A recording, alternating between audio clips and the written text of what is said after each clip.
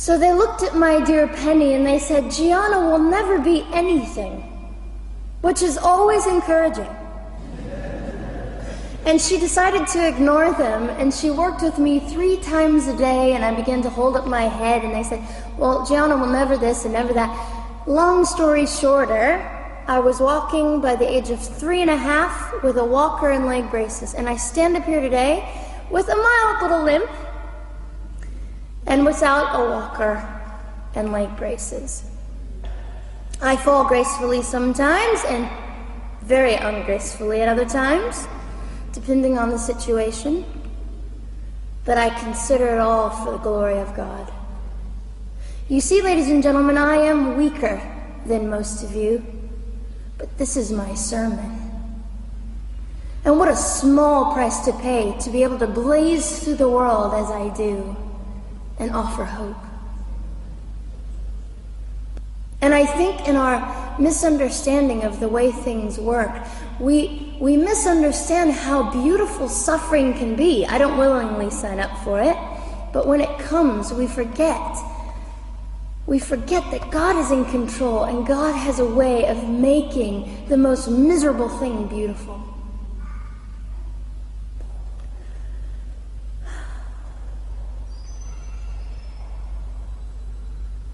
I have met my biological mother. I have forgiven my biological mother. I am a Christian.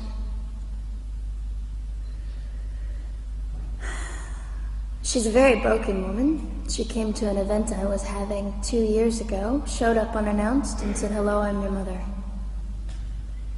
And it was a very difficult day. And yet, while I was enduring all of this, you'll probably think I'm silly, but I was sitting there and I was thinking, I don't belong to you. I belong to Christ.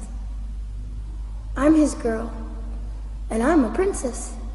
So no matter what you say, in all your anger and brokenness and rage, it's not mine to keep. It's not mine to carry, and I won't.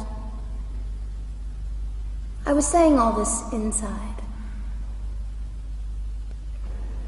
So ladies and gentlemen, you have an opportunity.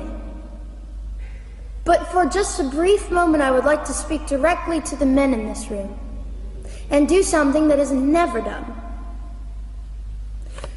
Men, you are made for greatness. You are made to stand up and be men. You are made to defend women and children, not stand by and turn your head when you know murder is occurring and do nothing about it.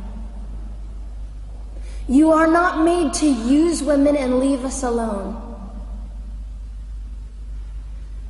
You are made to be kind and great and gracious and strong and stand for something.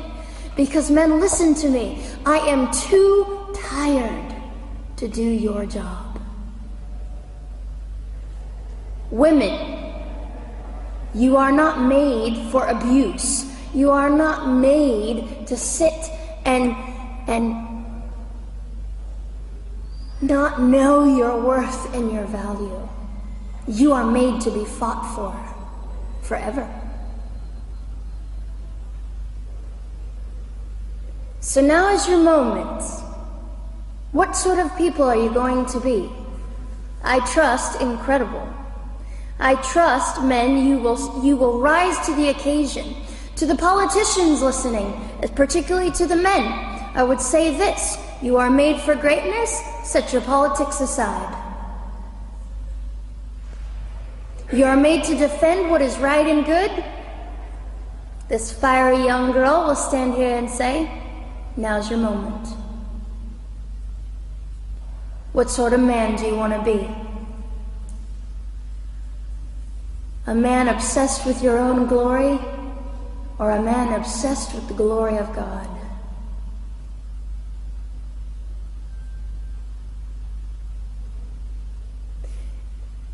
It's time to take a stand, Victoria. This is your hour. God will assist you. God will be with you. you have the opportunity to glorify and honor God in 2008. I'll just end with this. Some of you might be slightly annoyed that all I keep doing is talking about God and Jesus. But how on earth can I walk about limping through this world and not give all my heart and mind and soul and strength to the Christ who gave me life? So if you think I'm a fool, it's just another jewel in my crown. My whole intent in living here is to make God smile. I hope some of this made sense. It just came from my heart. God bless and keep you.